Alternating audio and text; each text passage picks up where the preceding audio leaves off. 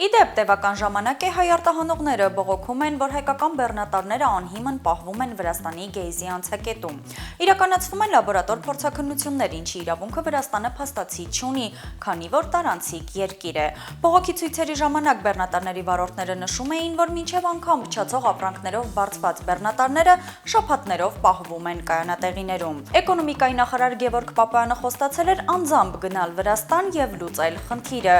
բայց չի գնացելից գնալու փոխարեն անդադար հայտարարում է, թե գնալու դուռը փակ չէ իր համար։ Խնդիրը Հայաստանը ի վերջո լուծեց տարօրինակ մեթոդով։ ՊԿ հայտնել է մեջբերեմ։ Հաշվի առնելով վրացական անցակետերում վերջին օրերի կուտակումները, ՀՀ մաքսային ծառայությունը նպատակահարմար չի համարել հայկական բեռնատարների հայ-վրացական սահմանի հատումը։ Ինչու է պետեկամուտների կոմիտեն ստիպված գնում նման քայլի։ Ստացվում է Հայաստանի իշխանությունների ջանքերով ոչ թե բացվեց Վրաստանի ճանապարհը, այլ հայկական բեռնատարների համար փակվեց Հայաստանից ելքը։ Բեռնատարները մերն են, բեռները մերն են, թող մնան մեր երկրում։